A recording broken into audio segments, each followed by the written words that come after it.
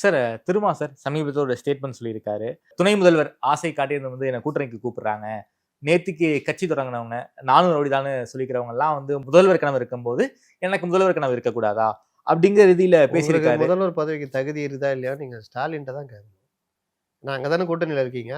அப்போ உங்கள்ட்ட குழப்பம்ன்றது வந்து இன்னைக்கு நேத்து இல்ல. ஓகே. ஒரு நாள் வந்து 8 சீட்டு 10 சீட்டுக்கு தாங்க தான் ம். ஆளானாங்கன்னு பேசுறது. இன்னொரு நாள் வந்து கட்சிய கலைச்சிட்டு நான் வந்து சமூக சமூக இயக்கமா இயக்கமா மாறுவேன்றது. இன்னொரு நாள் என்னை வீழ்த்தி விட்டு என் மீது ஏறி தான் நீங்கள் கூட்டணிய வீழ்த்த முடியுன்றது. அதோட உச்சபட்சமா தான் நேத்து பேசியிருக்காரு. என்ன கூப்பிட்டாங்க.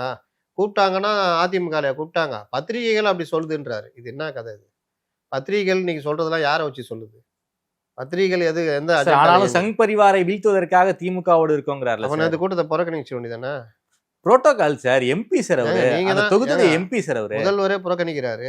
முதல்வர் புறக்கணிக்கல சார். அவருக்கு வந்து இதுக்கு ஹெல்த் முன்னாடி இஷ்யூ. 2, 3 தடவ வந்தாரே பிரதமர். அப்ப புறக்கணிச்சாரா? செஸ் ஒலிம்பியாட் பண்ற ஏங்க நிகழ்வு. நான் சமீபத்தில கேட்கிறேன். சமீபத்தில 2, 3 தடவ வந்தாரு பிரதமர். ராமநாதபுரம் அது வந்தாரு. ராமேஸ்வரம் இது வந்தாரு. ஆமா. அன்னைக்கெல்லாம் முதல்வர் எங்க போனாரு? ஆனாலும் கோயம்புத்தூர்ல ஒரு கூட்டத்த போட்டுக்கிட்டு அங்க போயிட்டாரு.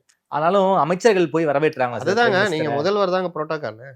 உங்களுக்கு டாப் மோஸ்ட் தான் போய் வரவேற்கணும். கவர்னரு, சென்னைக்கு வந்தா மேயரு, கவர்னரு, சிஎம் எங்க வந்தாலும் சிஎம். ஓகே. பினராயி விஜயனே போய் வரவேற்கிறாருல்ல. அப்ப நீங்க புறக்கணிக்கிறீங்கல்ல.